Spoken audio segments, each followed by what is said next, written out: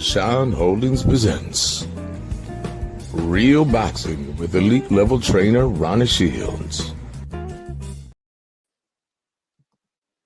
Guys, welcome. Happy Tuesday to everybody. And guys, if it's Tuesday night, we are meeting with elite level trainer, the incomparable Ronnie Shields. Ronnie, how the heck are you, sir? Doing great. Oh, guys, and this would not be an episode of Real Boxing with Coach Ronnie Shields without the counsel and the co-hosting abilities. One of the nicest guys you'll ever meet in this business. Big J.R. Bell from the Boxing Source. J.R., how you doing, sir? Yeah, I'm good. You got that new intro. I didn't know if that was Teddy Pendergrass or Lou Rawls. I'm like, oh, yeah. Well, guys, look, just to give you some inside information, right? Part of what I do to pay the bills, right, and keep the electricity on in the Heron household, I do voice characterizations for commercials, ads, announcements, that sort of thing. And surprisingly, instead of asking the celebrity to do it, they will ask me to mimic the voice of a celebrity. That's much cheaper, apparently. So the top 3 voices that I characterize celebrities, get this, Arnold Schwarzenegger, Sylvester Stallone, and Morgan Freeman. Wow. And so the chopper. It's not a tumor. Yeah, I do that one as well as, hey, yo, Paulie, why'd you have to get so crazy out there? And then you're going to hear Morgan Freeman intro our newest segment just for today to get everyone ready for the big lightweight showdown for the vacant WBC title. Yeah, Shakur Stevenson again against Edwin De Los Santos, which should be Frank Martin. Shame on him. But yeah, to get us prepared for that, we're going to get Ronnie's top. He's going to rank his favorite and his top lightweight prospects and champions. How do you like that? Can't wait for that, guys. And who's going to be introing that for today? Well, it's going to be Morgan Freeman. Would you like to just get started with that, Ronnie? Let's do it. All right, here we go. Come on, Morgan. Don't let us down, buddy. Here goes. It's time to rank the best at 135.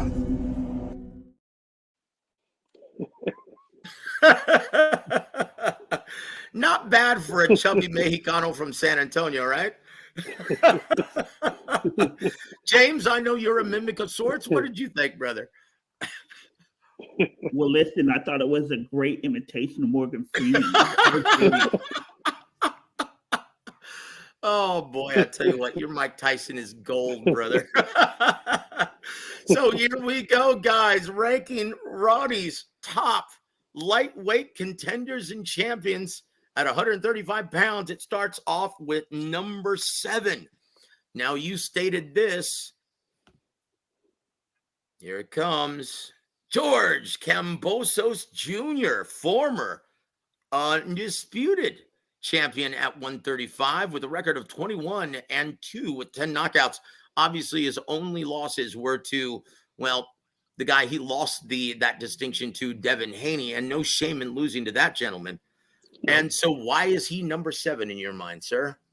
Well, he haven't done much since that, and you're not hearing his name a lot, but he's there. He's in the mix, and I'm assuming pretty soon, we're going to hear something with him with a big fight sooner or later.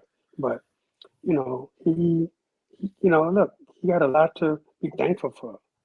Being champion of the world, man, undisputed at that, and you just can't take anything away from him. But we know that he's one of the best lightweights in the world. Yep, he still has the distinction of being the only man to defeat Teofimo Lopez up to this point. Yep. And there's a gentleman who beat Vasyl Lomachenko, who just beat Josh Taylor. Yeah, he's still an athletic freak. And that is a huge accomplishment. Say what you want about the health of Teofimo Lopez at the time. He's the only man to have done it. So there you are. Coach Ronnie Shields, trainer's eye, says George Kambosos Jr., number 7. Now this one, I absolutely love. A tie for number 5 and 6. Be Still My Heart. Pitbull, Isaac Cruz, and Floyd Schofield Jr. Woo!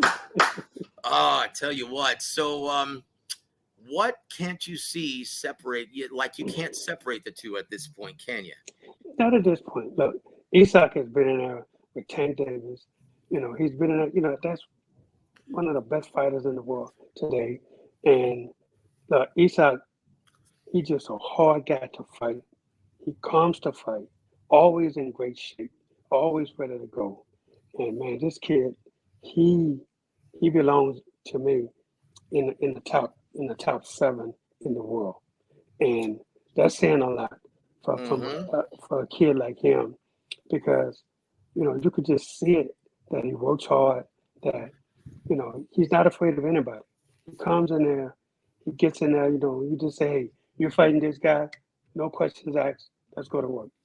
And you That's can the kind see of the guy he athletic is. ability, the potential. No doubt, no doubt. Something tells me that Ronnie thinks he's eventually going to be his number 1. And there it is. Guys, so that's your tie for number 5 and 6. Pitbull, Isaac Cruz, and Floyd Schofield Jr., the athletic phenom. Something tells me Sean Gibbons would have something to say about this pick. Well, of course, Sean would have a lot to say about it. But listen, I would love to see this fight between Schofield and Isaac Cruz. I mean, I would love to see that fight. Floyd, let me tell you something. This kid, he's a really, really good fighter, man. Trains hard every single day. Studies the sport the way he's supposed to. This is what a lot of fighters don't do. They don't watch tape. They don't watch this. They don't watch that. But this kid, he does it all. And this is what boxing is all about. When you got to take advantage of every little thing you can in this sport. And watching other fighters, that helps you, because it's going to make you even better. Because you'll see them do things that you may want to try to do yourself and do it better than them. So, but with Floyd Schofield, I see a lot of potential in this kid, and I really believe, this kid is going to be lightweight champion of the world one day. And there it is. There it is. James, so far, 5, 6, 7. Do you agree with, do you concur with the elite level trainer, sir? Yes, I do. You got, of course, Cambosa's there at number 7. Ye's been, former world champion there at lightweight, but even with the losses to Devin Haney, he did also have that close fight with Max Hughes over there in Oklahoma, where some people thought that was a toss-up fight, when that was completed. So yeah, him being there at number 7, Isaac Cruz and Floyd Schofield. I've been at a couple of Floyd Schofield fights this year. Yep. He is very, very talented young man. Definitely, would love to see what he does here. Of course, he has his upcoming fight next month, and then we'll see what happens in 2024. December 2nd, Houston, Texas. Yep. And yeah. Look, say what you want about Sean Gibbons. Do you really think he would allow that fight against Floyd Schofield at this time? Nah. No, absolutely not. No, absolutely not. I mean, if it was for a title, yes, but right. Exactly. And we saw Isaac Cruz there in July 29th. Yep. Oh man, hey, I'm sorry, but hey, I was real close. I put money up for the upset, and then the judges dropped me. Oh boy. I will say this: if he had trouble cutting off the ring against that guy, buckle up. Hey, better work on that, Pitbull, if you're going to fight a guy like Floyd Schofield Jr. Oh boy. And you know what, guys? Number 3 and 4 for Coach Ronnie Shields is also a tie. I love this. 3 and 4 is Vasyl Lomachenko and Frank Martin. Woo-hoo! I love this. Coach, ¿por qué, senor? Well, for Lomachenko, man, this kid, he fought for the world title on his second pro fight. Yep. Didn't win it, Against but Sean Gibbons guy again. Yeah. Orlando Salido. Salido, and Salido beat him in that fight, but still Lomachenko, man, he came back and he was able to win a world title. And then, look, with the limited amount of pro fights he has, he makes up for it with all the amateur fights he had. And this kid has so many amateur fights, won so many titles in amateur. It's ridiculous. And but he can really fight. He can really fight. And he's a Fearless. tough fight for anybody. And on the other hand, Frank Martin, look, I was excited to see that he was going to fight, Shakur Stevenson. I mean, I was so excited for that fight, and then all of a sudden it didn't happen. But but I think Frank Martin, he belongs in the top 3 in the world, because this kid can fight. He's a really good fighter, and I think he can hang with anybody in the lightweight division. But I think number 3 and 4 between him and Lomachenko I think that's the right spot for him right now. Yeah. You know what? I can't disagree. James, can you?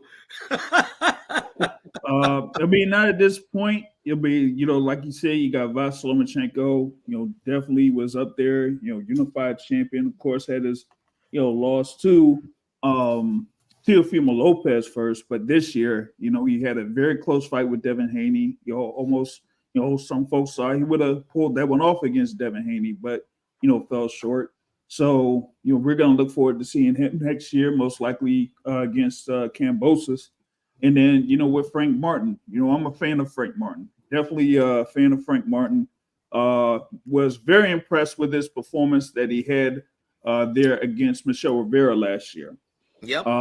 But, had a against tough out Haratunian as well. Yeah. So he's a very impressive fighter. Looking forward to seeing what is next for him here in 2024, because I don't think they'll fit a fight in for him for this year. Yeah, I tell you what, I think everyone is disappointed that they're not seeing Shakur Stevenson versus Frank Martin. Not discounting and no discredit to Edwin De Los Santos. He answered the call when Frank Martin just didn't. Oh, boy, that was a huge, huge letdown. But, guys, that's number 3 and number 4 for Coach Ronnie Shields, Vasily Lomachenko. And Frank Martin, you know what's funny? Most people forget that you were, preparing your guy, Brian Vera, for the main event, while Vasily, his shots were merely bouncing off of the fat welterweight size of Orlando Salido, getting all kinds of shots to the hip, shots to the cup, shots to the back of the head, shots to the kidneys. Yeah. And afterwards, it's funny, I spoke with Sean Gibbons. I said, hey, man, your guy came in as a welterweight. You didn't even try to. That was your plan all along, wasn't it? You didn't even try to make weight, did you? He smiled, looked at me, winked, and said, Joseph, I have no idea what you're talking about. Of course. That sounds just like Sean, doesn't it? Oh, yeah. But I tell you what, though, Coach,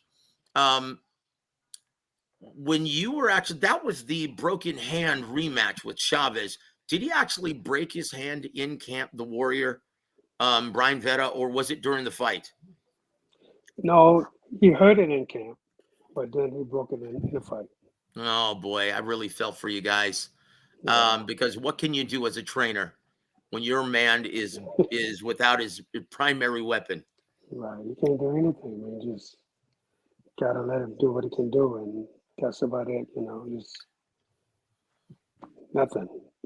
Well, it's a damn shame that, one, Coach Ronnie couldn't tag and get in and fight for you, because I know you would have beaten the brakes off of Chavez.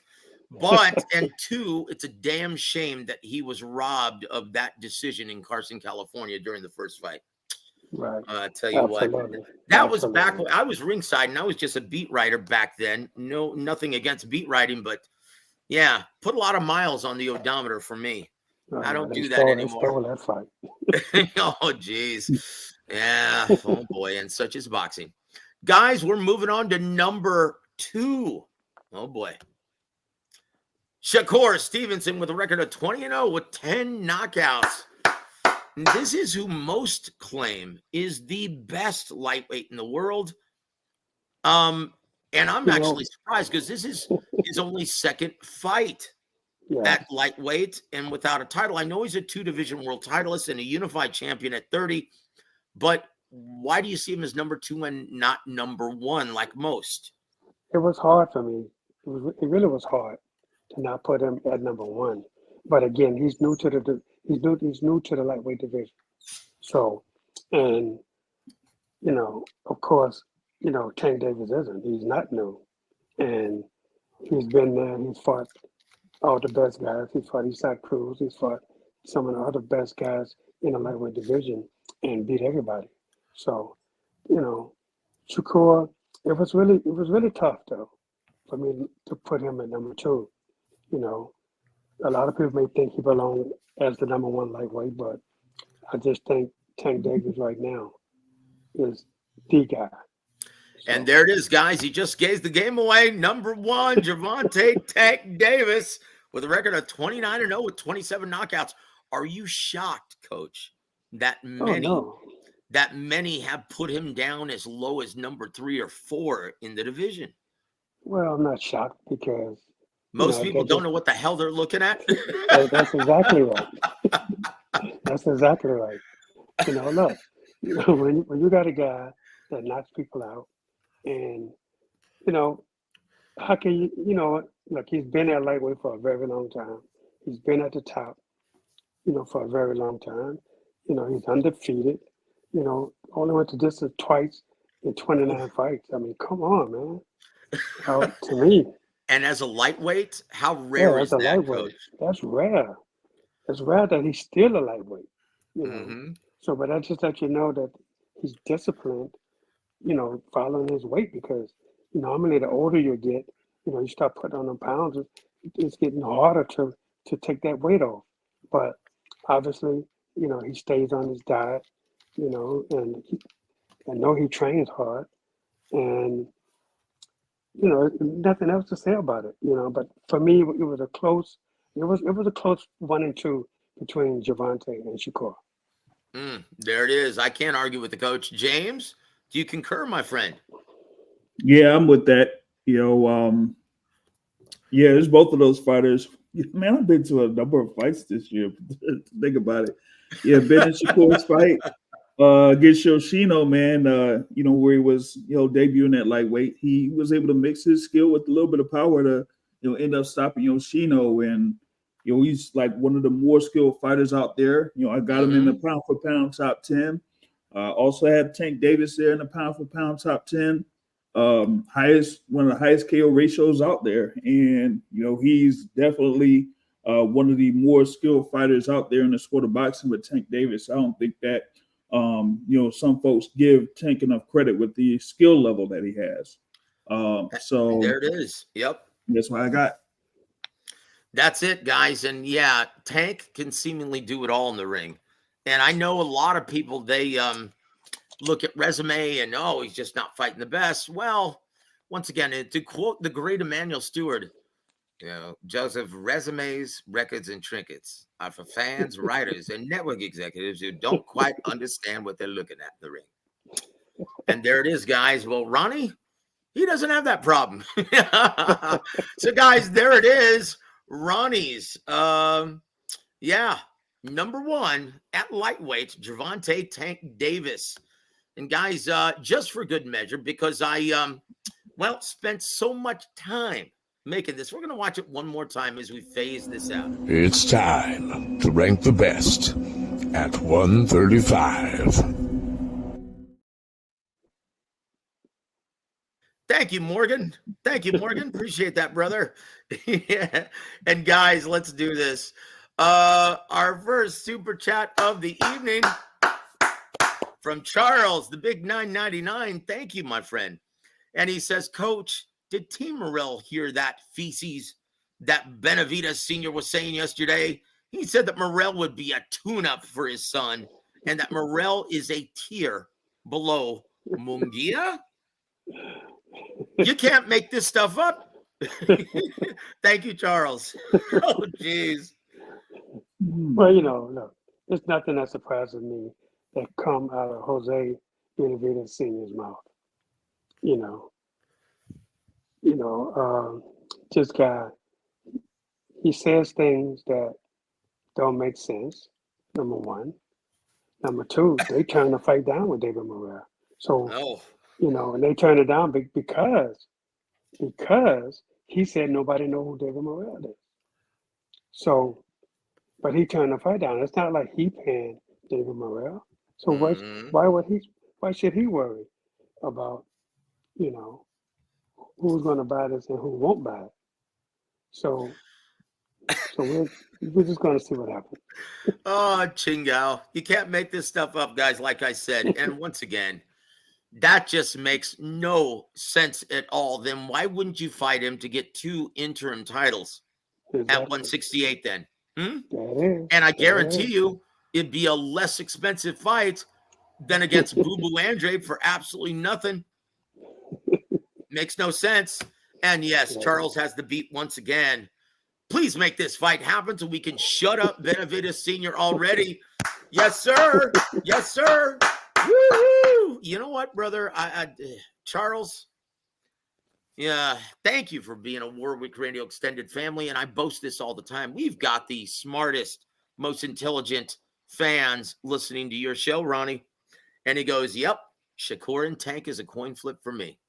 Well, I'll tell you what, and Dex, want to welcome you to the program. As always, says perfect list. Yep. I couldn't agree more. I couldn't agree more. Tell you what, let's go. And before we move forward to Fact or Fiction, let's say hello to our boxing family. And this is our brother, Rodney Green, the latest addition to the Warwick Radio team. And he's going to be on the show tomorrow in Rod We Trust, guys. And we want to thank him for once again, and Rod Vachon Holdings for believing in Warwick Radio and sponsoring Coach Ronnie Shields every Tuesday. And guys, if you want to be part of the California and New York exodus moving to Texas, guys, work with the best. Work with the best. Rod Vachon Holdings. They will find a home to tailor fit your income. Be a part of the mass exodus coming to Texas. Rod Vachon Holdings. Thank you, Rodney Green. And Dex, once again, thank you for being a part of Ronnie Shields' show every Tuesday. And also my brother, Low Clarity. Hey, you're Sly Stallone. Hey, why'd you have to get so crazy in there? My brother, Andre Rodriguez. Good evening, gentlemen. Just finished rewatching Pavlov versus Taylor once again. What a fight. Yes, sir. Holy cow. Oh, no. He says Pavlik versus Taylor won. There it is. That was something, Coach, wasn't it? Yeah, it was. Oof. Absolutely. Kelly Pavlik. Wow, the Ghost, Kelly Pavlik. Was that his nickname, really? The Ghost? Yep. Yeah, it was. Talk about an oxymoron. Why would you call Kelly Pavlik the Ghost? I tell you what, great fighter.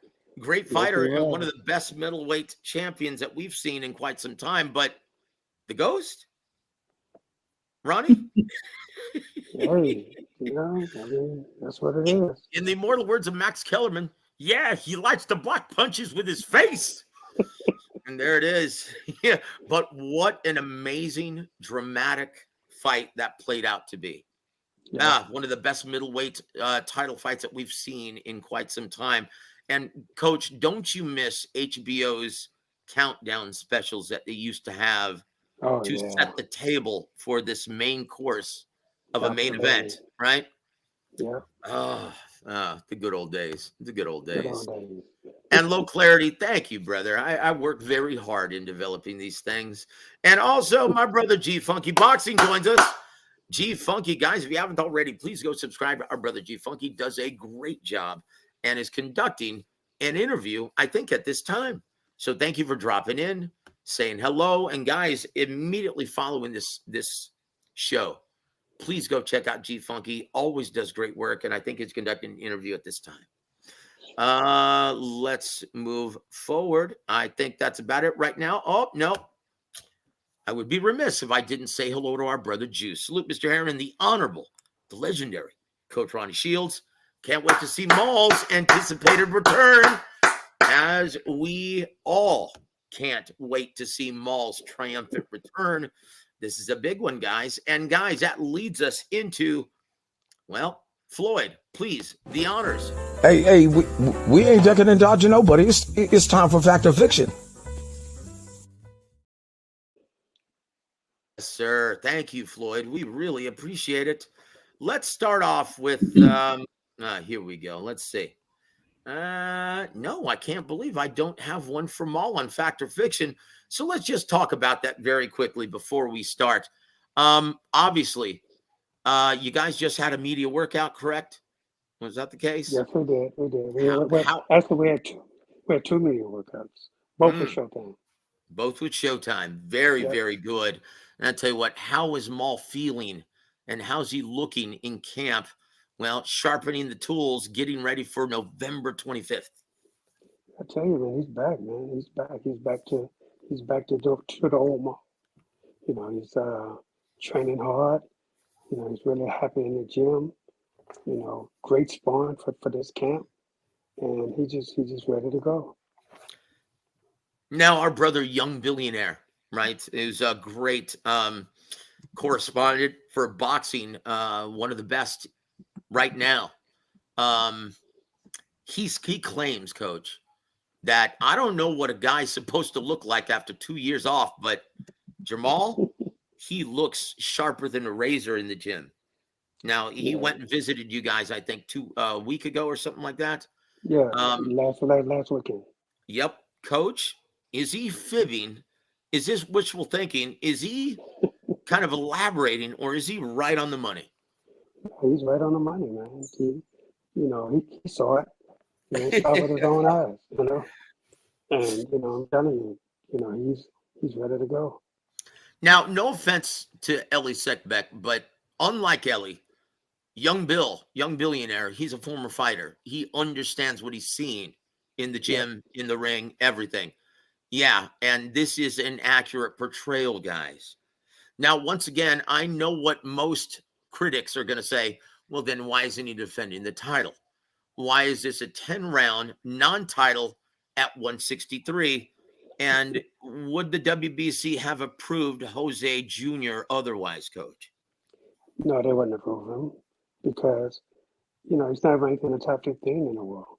So, you know, so they're not going to, you know, just put him in there just to put him in there. You know, he didn't deserve to get there. So, you know, although he fought 2 fights at middleweight, you know, he still didn't make the top 15. So nobody can do anything about that. Yep. And obviously with his brother on the card, they wanted this to be, I guess everyone, well, according to Steven, yeah, he sells more tickets than Carlos Adames. And you can't disagree with that, can you? Can you? I mean, look, let's just be honest, guys. If you're trying to sell pay-per-views, yeah, Carlos Adames, he couldn't sell out my living room on a Saturday night. And once again, very skilled, very big mouth, but come on, man, sell some tickets. Sell some tickets. So anyway, James, do you have anything to add to that? The big co-main event coming up on November 25th, Showtime pay-per-view. Now, listen. You know, my thing is this. Yeah. You know, Charlo, you know, he's a hell of a fighter. I like him. He's a great man.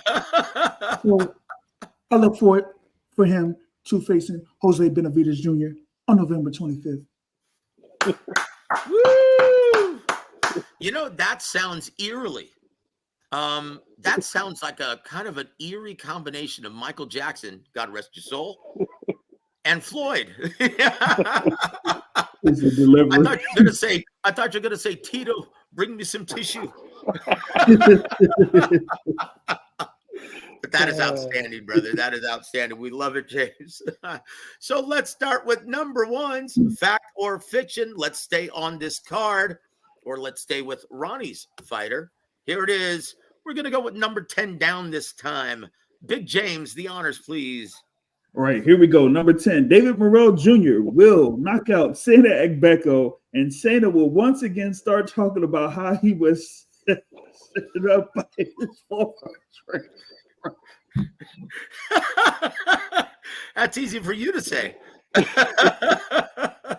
Coach, come on. What was all this about? He had the opportunity to fight you guys in April, and he turned it down. And he was talking all kinds of noise afterwards. Well, here's what happened, right? He failed I guess they gave him a head test, and he failed it. He failed the head test, and he was crazy. Was this a common sense test?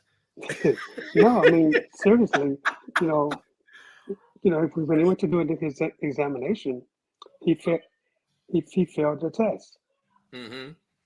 And so once he failed the test, he came back and said that Morrell's team told the doctor to fail him. Oh my gosh. Because we didn't want to fight him. Now, oh my gosh. Since when we have anything to do with what a doctor says, and Las Vegas don't play that. You fail the test, you're not fighting. That's simple as that. In Las Vegas, you're not. You're not going to fight. Yep. And so immediately we had to go, the matchmakers had to go look for another opponent. And we did. We found another one, and, David took care of business. But now the fight came back to him. So hope he don't fail another one. Oh, boy. Don't say that. Don't say that, Coach. But I tell you what, guys, maybe he's listening to the same people Frank Martin was listening to. James, have you heard anything about what do you think of that nonsense that he was saying about his former head trainer? Oh man, that's way out of left field, in that aspect. I mean, they could have, like I said, they could have secured a fight there in April, and like Coach Ronnie said, the State Athletic Commission there in Nevada, they don't play around with that type of stuff. So you got to be able to clear all of those, examinations and physicals before you're able to be approved to fight, especially with a fight of that caliber being a co-feature bout for a pay-per-view fight with Tank and Ryan. So you can't play around with that. I'll tell you what, I'll bet you Falciao, former Olympian from Brazil, was wishing that Sena Hrgovic had been approved after the fight. Chihuahua. Boy, he was given a double dose of Dave Morrell Jr. And he was like, yeah, that's one bad kid. Chingao.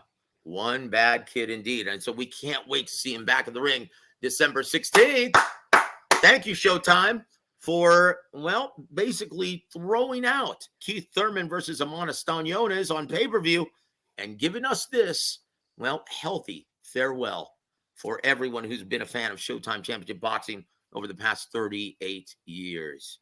It's only fitting that you stick in the main event, the future of boxing from Cuba.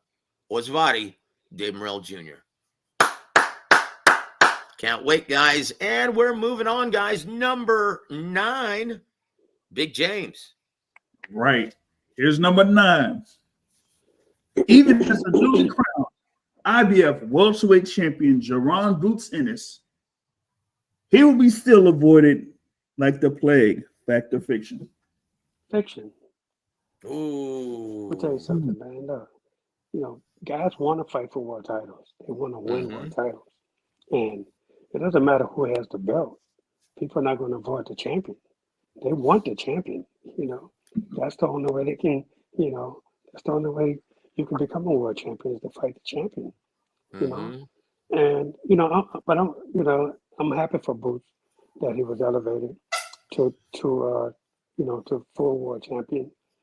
The thing about it though is Crawford, they put Crawford in a bad position because, because when he fought Ever Spence, and then he won the belt, it's not his fault that, they have rematch clauses. Exactly. And it's not his fault, but it seemed like these people don't understand. they know it. They know things like this happen and it's going to happen. So instead of saying, okay, look, the winner definitely has to fight, boots in it for the title. Okay, that's the mandatory title defense that you have to make. They didn't give him that opportunity. And while not to say that Boots didn't earn that, he did, but I still think that, you have to, at some point, you have to make exceptions in the sport because they're not doing it. It's not like Crawford said, I'm not going to fight Boots. I'm gonna just go ahead and do the rematch. No, he have a contract, and they know you can't do nothing about that. There's nothing you can do. And, to me, it just doesn't make sense that they strip these guys. You work so hard to become champion of the world, and all of a sudden you get stripped of a title because you have a contract that you have to abide by, even before you fight for the title. So I think they need to sit down and discuss these things and they have to work something out, man, because they always talking about the best got to fight the best. But, give them an opportunity to fight the best. Well, I will say this, though, Coach. According to Steven, I don't know if Showtime is obligated to honor that rematch clause. Now, does that still make it a valid contract between both men? Well, but it wasn't a Showtime contract. That's right. Very good. Very good. Very good. They just paid the licensing fee for the first one. Exactly. Now, with that said, do you see anyone paying the huge inflated, huge fee, licensing fee that both fighters will indeed demand? Do you see anyone paying for this anytime soon? That's going to be hard to tell. I think that's a wait and see thing because we don't know, the network. We don't know anything right now. So I think it's a wait and see thing. Plus, I know if the fight is going to happen, it's going to happen at 154 pounds, not at 147. Yep. I will say this. Come on, DAZN. Come on, DAZN. Let's see it. Let's see it. James, if you had to guess, where do you think this ends up if it does end up anywhere? What, the rematch? Yes, sir. Oh, jeez. Well, I'm looking for Amazon Prime, but the thing is, like y'all mentioned, it's going to be very difficult to put that rematch together. Given how difficult it was to get this first fight together from a financial over standpoint. A year. Yep. Over a year from a financial standpoint. So, and they're looking for around that same price tag for the rematch. And regardless of what the result was, that was going to be tough regardless.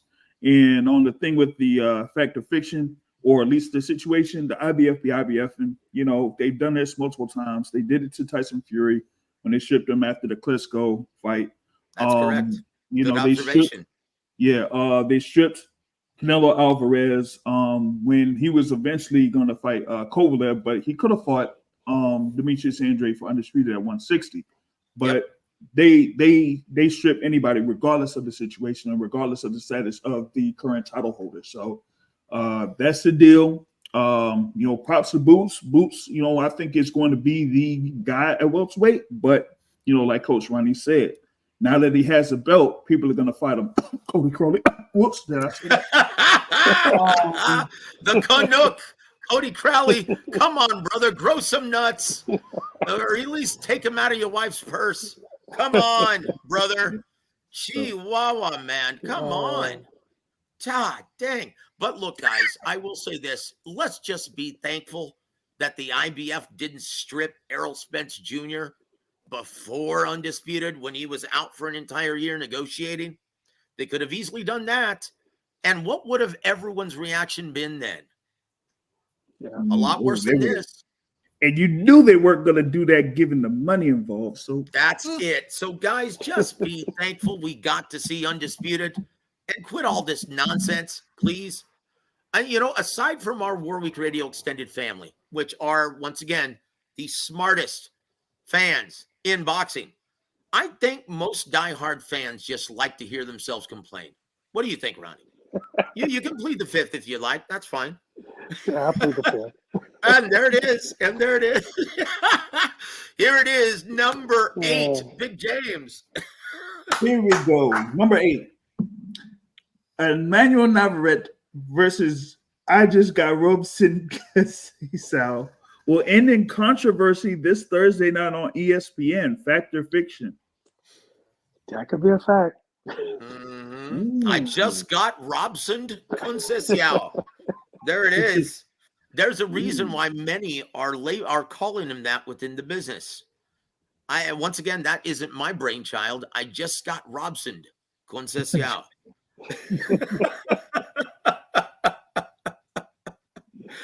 Oh boy. So why does this guy keep on coming up short in big fights, Coach?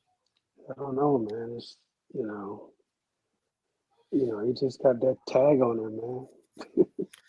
It's hard to get off. It's like there was a lot of controversy in his last 2 big fights, and some people just seem to think that he just takes his foot off the gas when he shouldn't. Would you concur with that? Yeah, I do. I concur with that.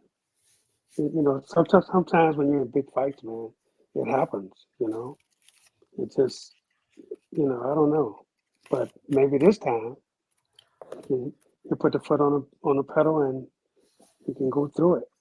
Well, I tell you what, Lady Luck favors the bold, Robson. Come on, baby. Lady Luck favors the bold. Take some risks. Let your balls hang in the ring, brother. Come on now. Gee, wow, James, your shots or your thoughts on this, sir? Shots. Yeah. For me, I saw the press conference there earlier today. I thought it looked like Conceição was like bigger than all of the fighters that were there, man.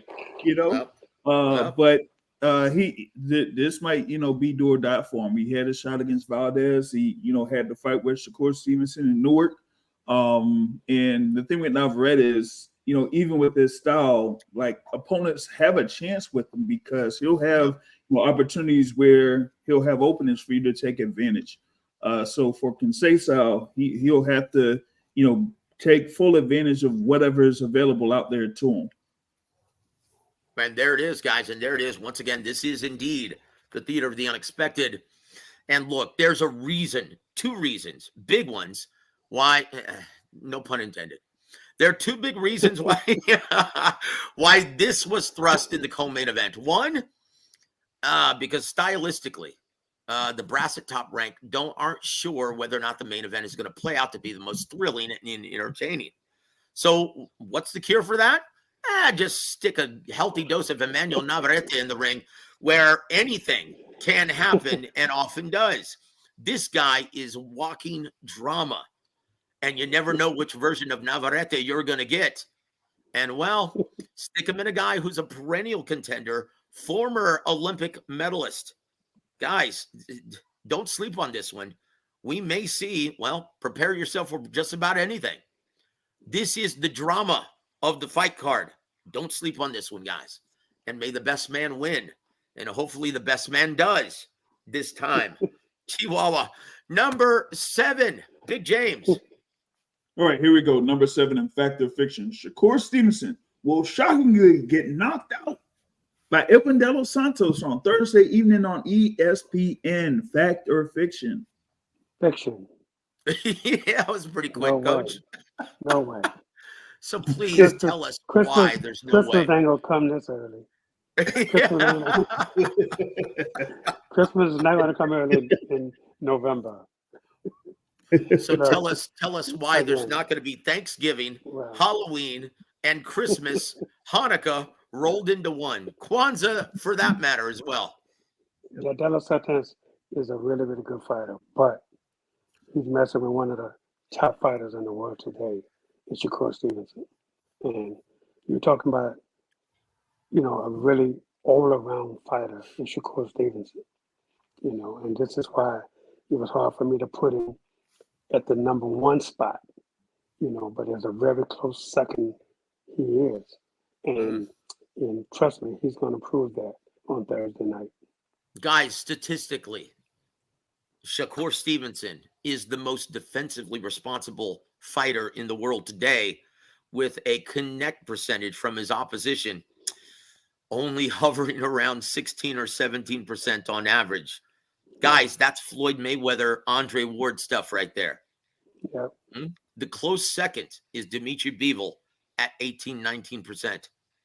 Right. That's not too shabby, guys. Terrence Crawford is right up there as well. But statistically speaking, Shakur Stevenson has the best defense in boxing. And when you're facing a counterpuncher who likes to wait on his opposition, what does that spell? Disaster. Yeah. And there it is, guys. There it is. So we are going to jump now to the number one, right? Here it is. Number one, Big James. All right, number one, here we got Frank Martin would have had a better chance of defeating Shakur Stevenson than Edwin De Los Santos this Thursday. Fact or fiction? What? Let me read that one again. Frank Martin would have had a better chance of defeating Shakur Stevenson than Edwin De Los Santos does this Thursday. Oh, well, I would say that's a fact. He would have had a better chance. Absolutely. I think he would have had a better chance than De Los Santos. So you're talking slim and none. Slim compared to none. That's about the size of it. James, what's up with that? I can sense the I can feel the wheels turning in your brain, brother. What's going on there?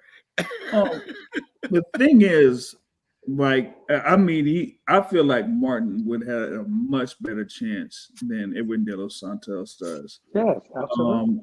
More complete fighter. Yeah, more complete fighter.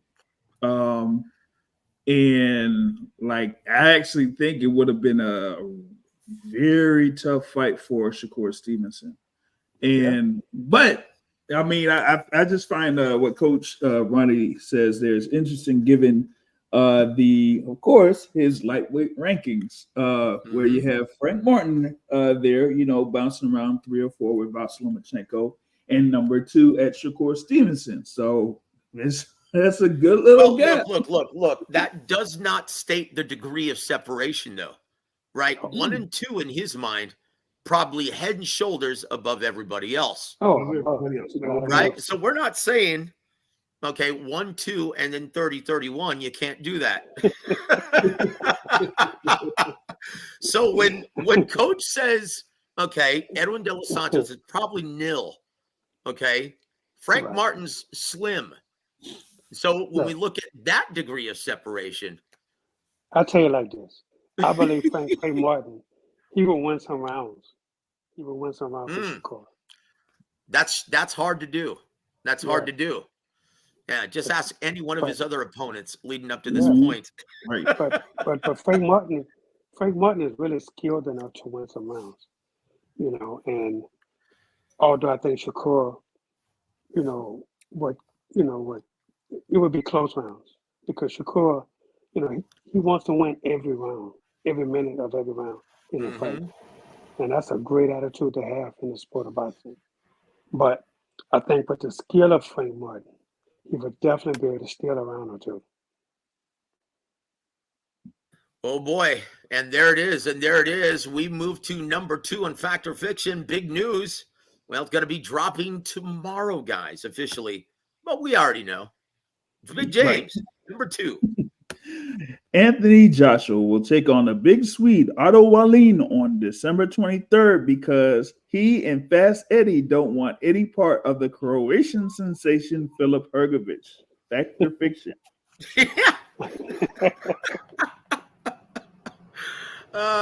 Chihuahua. I'm going to say fiction because I know a lot about this. Okay. Yes. Do tell, senor. Do tell. Joshua is going to fight Otto Wallin.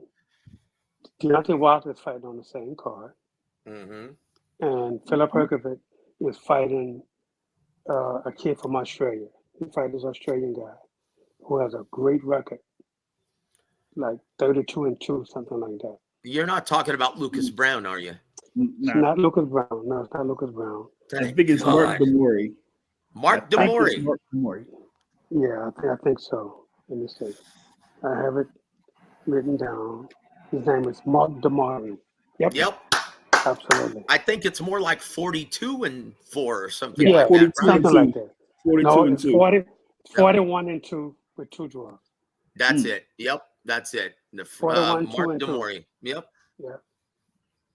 So, I'm Coach, is the reason why we're not seeing Hrgovic or Phillip versus Anthony Joshua right now, is it because you weren't going to be able to be in his corner? Is that the only reason? No, absolutely not. The day never came up and asked Philip to fight Anthony Joshua. I mean, I think that's a stupid ask anyway, because they know Philip is number one, and he's waiting on his title shot, man. He haven't had the opportunity to fight for the world title, There it and is. and I just I can't see Joshua saying yes to that anyway, because I Yep. know that they're trying to make Joshua and Deontay Wilder, next Mhm. year. They definitely want to make that fight, and that's gonna be a huge fight, man. But this Well, is why they're doing this in Saudi Arabia now on December 23rd. so guys, this is the amuse-bouche, right? But I will say this though, Ronnie, you spilled the beans. You're not going to be in his corner though. You and the lovely Miss Shields are going to be basking in the sun somewhere, aren't you? Absolutely. Well-deserved vacation, brother. One of the hardest working men in this business. So we move on to number 3, Big James. Here we go. All right, here we go. Number 3, Deontay Wilder will get outpointed by Joseph Parker on December 23rd. Fact or fiction? I think that's fiction. I don't think Deontay, if he wasn't confident, that he could beat a guy like Joseph Parker, definitely wouldn't be in there. I think with Deontay's style and with his power, I really think that,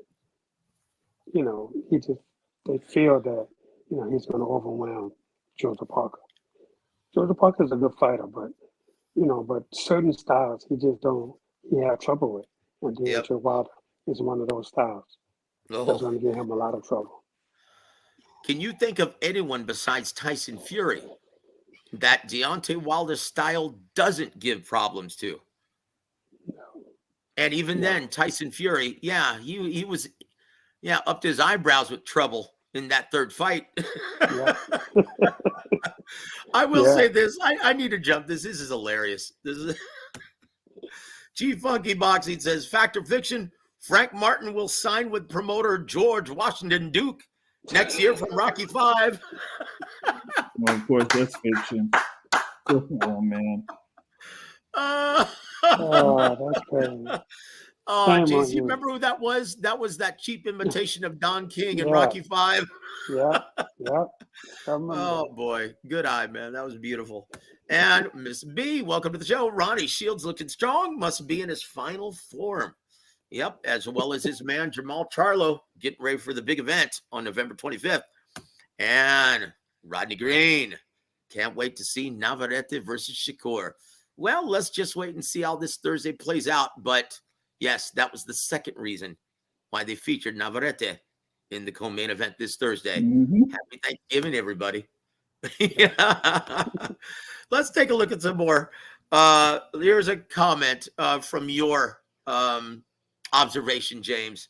Yeah, I thought it was a pretty good press conference today from our brother, Peter Von Arx. Welcome to the show, sir. Chihuahua. Goodness gracious. So let's go to, where are we at? Number 4? Number 4, Big James. All right.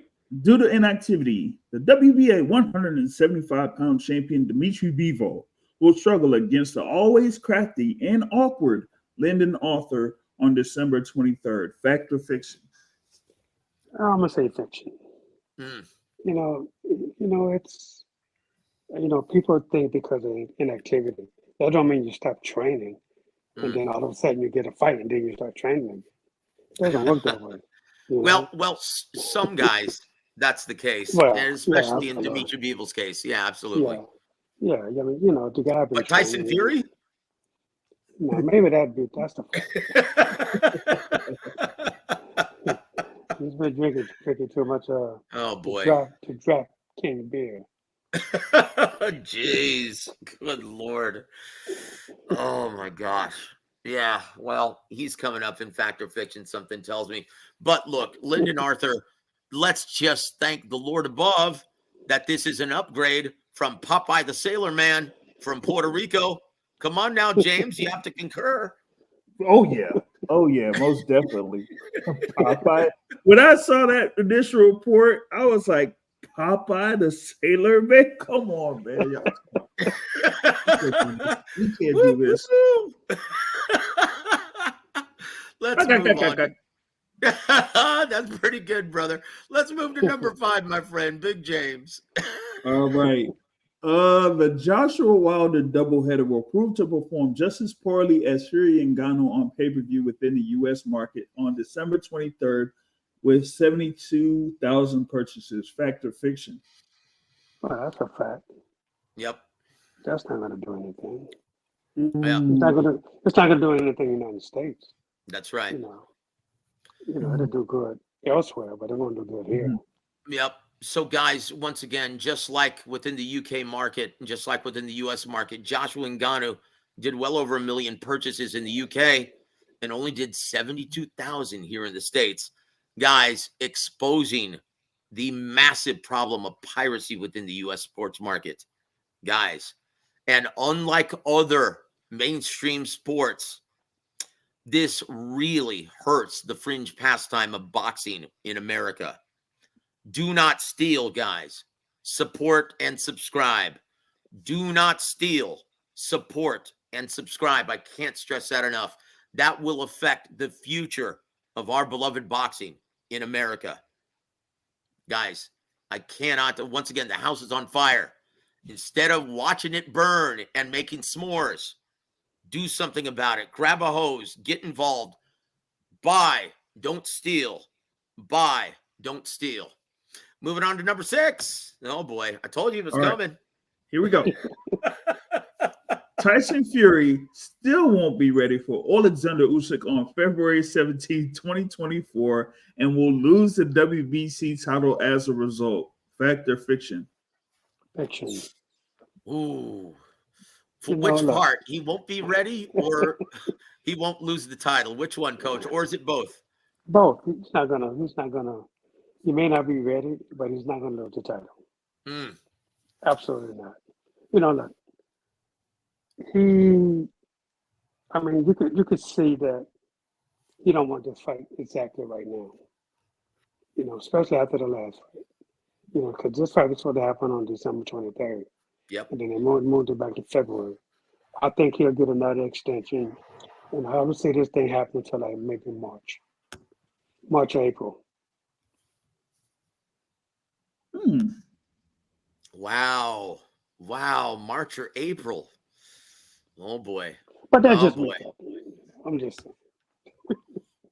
Well, I tell you what, we'll take an intermission, and we want to say thank you to our brother Sly Tendencies for always supporting Coach Ronnie Shields. And he says, thank you for the super chat, my friend. He says, ready for all the Charlo haters to eat crow on November 25th. Boom. And there it is. There it is. And look, I just have to say this, guys. Miss B, keep in mind the lovely Mrs. Shields is watching right now on YouTube. There it is. Sorry. No competition there, sister. But she says, Ronnie Shields, my spirit animal. Wishful thinking, sister.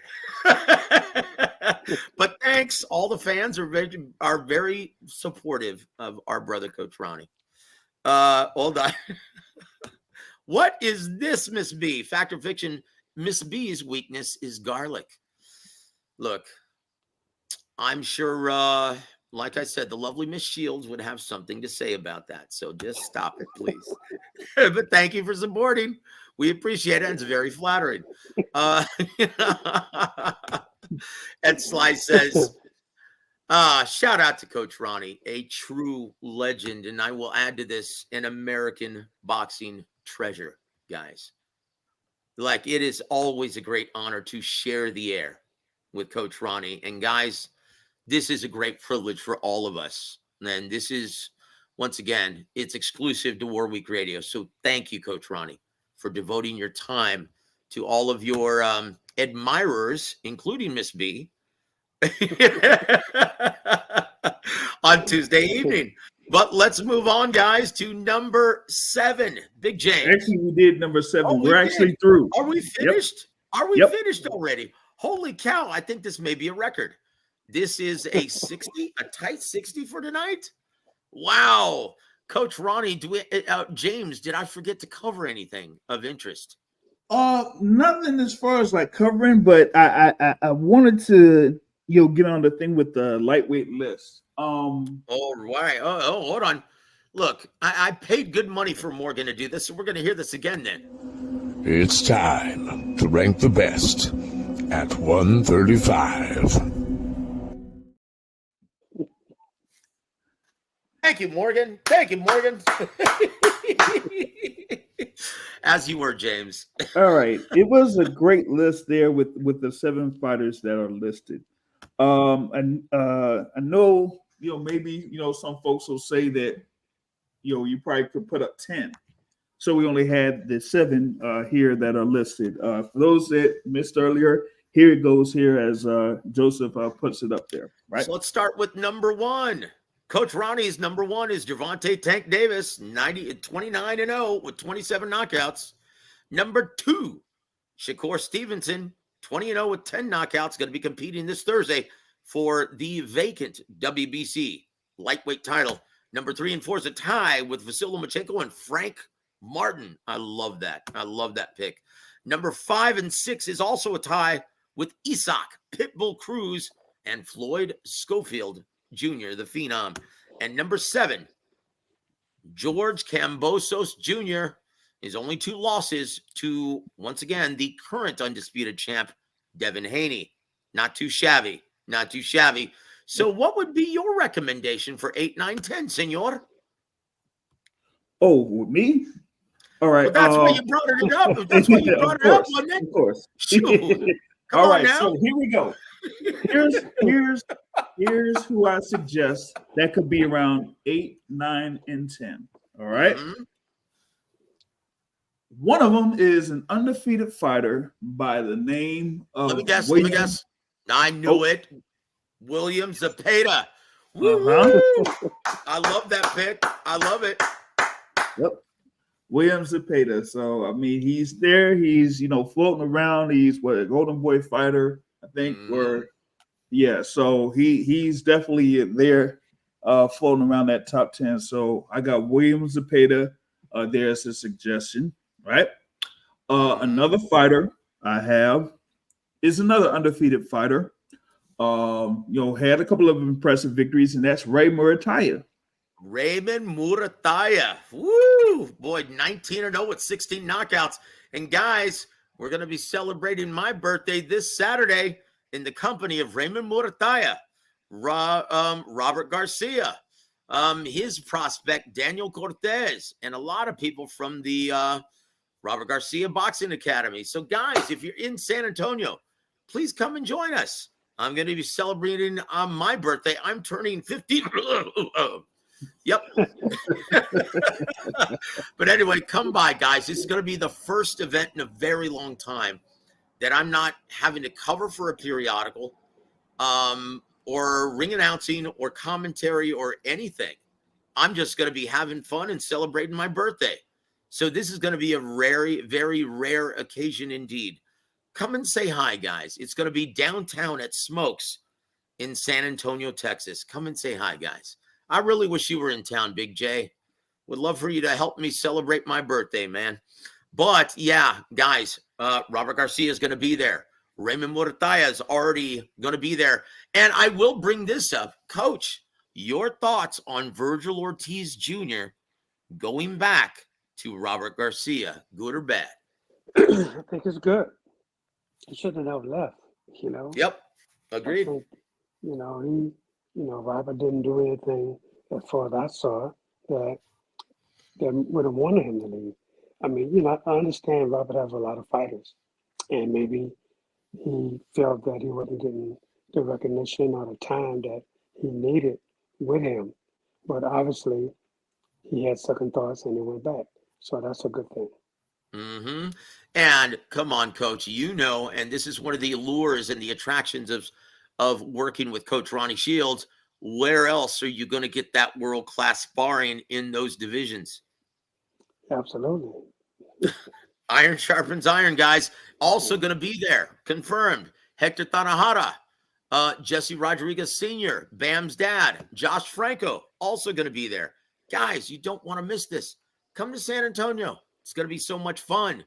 Once again, I think admission is very reasonable. I think the general admission is only $30. So, guys, come on.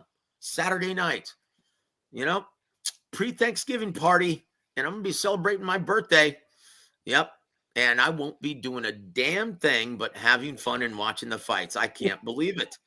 This is the first time in years that I've actually been to a fight and not been doing anything. This is going to be so much fun, guys. So once again, guys, it happens this Saturday, November 18th, San Antonio at Smokes. Tell you what, Coach Ronnie, do you have anyone on the December 1st card? Because I'm going to be up for that one. I'm going to be cheering for my boy, your boy as well, Giovanni Marquez. No, actually, I got the next day, though, the second. Oh, that's why I'm going up also. I'm going to be in town. I'm going to see the weigh-in. Then I'm going to go to see Giovanni Marquez. That's going to be televised on DAZN. And then tomorrow night, the big one, the return of Ryan Garcia. Wow, everyone's looking forward to seeing how he, responds after his first professional loss and getting stopped by Gervonta Tank Davis, Coach's #1 lightweight in the world. But if you had to make a guess, Coach, how does he respond at the very hard-punching Oscar Duarte? And to anyone who thinks this is a soft touch, please enlighten them, sir. No, this is not a soft touch. I mean, I'm surprised they put him in this hard. But look, Ryan is a really good fighter, man. And I think, now that he doesn't have to weight drain himself, I think he's going to be at his full peak. And I really believe that with the punching power he has also, I really think he has to impress. He can't have a bad showing.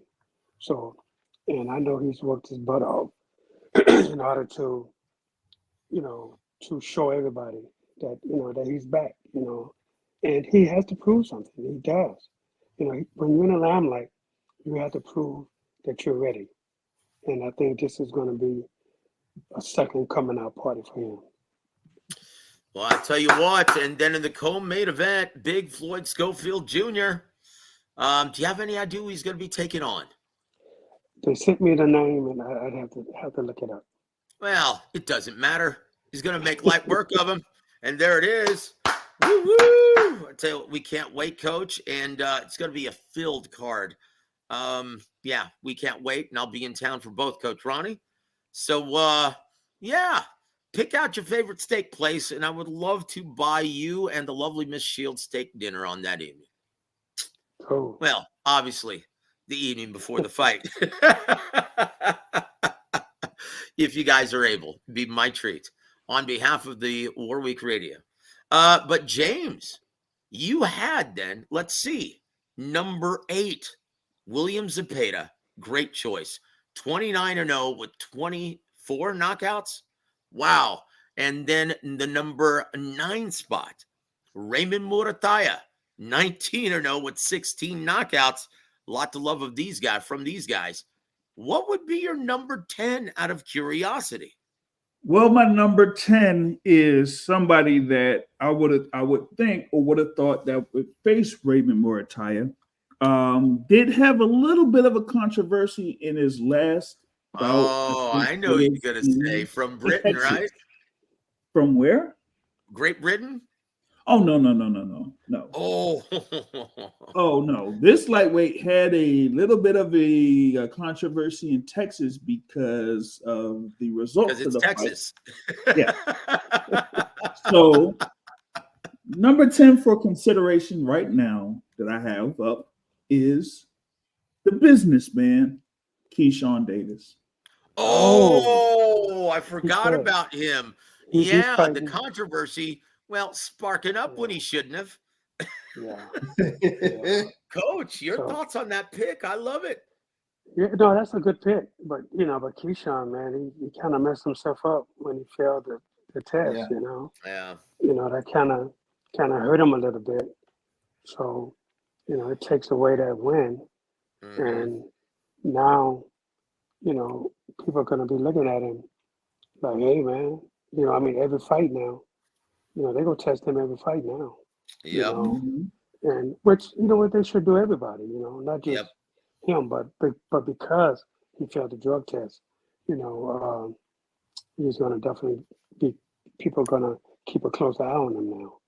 And I Yeah, just hope that Coach. doesn't hinder his career.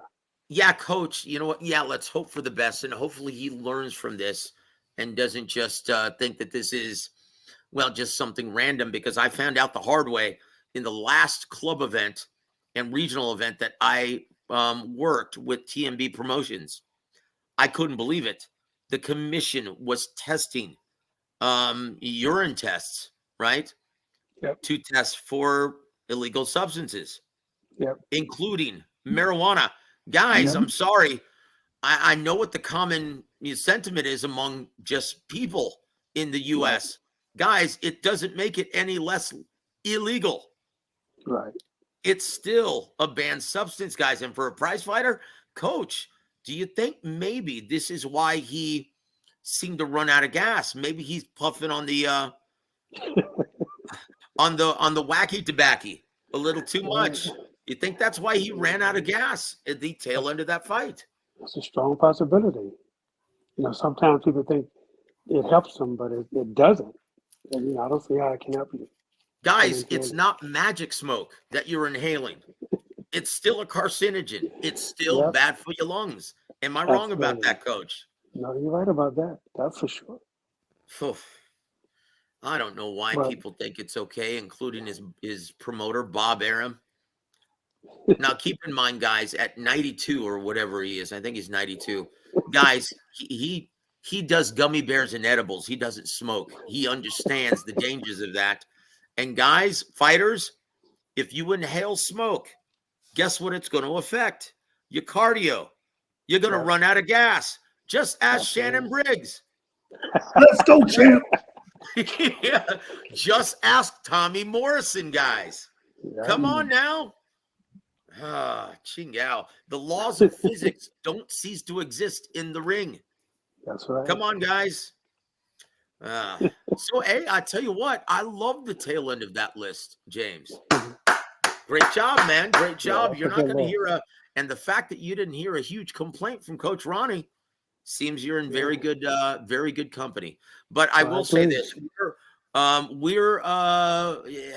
looks like we're 75 minutes in. Let's give Ronnie a nice early night tonight. He's got a lot of work to do still in preparing his man Jamal, as well as David Morrell Jr. for his upcoming assignments. So, James, please tell us where to reach you, sir, before we bid everyone a good night. Oh, well, of course, you got the Boxing Source YouTube channel. Y'all can subscribe, hit the notification button for, new videos. And also, of course, check the website, theboxingsource.net, and catch me on, social media, Facebook, Instagram, Twitter, all of those. James, you're a credit to the business, and you do such a great job always. And this wouldn't be the same show without your co-hosting expertise, my friend. Thank you for always being here for Coach Ronnie. And guys, last but definitely not least, the elite level trainer. Thanks for your time, my friend, as always, in your expert trainer's eye. Any parting shots for our listening audience, sir? Yes, you can always follow me at official Ronnie Shields. Guys, you heard the man on Instagram. Don't forget to follow him so you can keep up to date with everything that's going on in the Ronnie Shields gym. But guys, on behalf of Big James for the Boxing Source, on behalf of the elite level trainer, I'm Joseph Heron, aka Morgan Freeman, and you're listening to Warwick Radio. Have a great evening, everybody.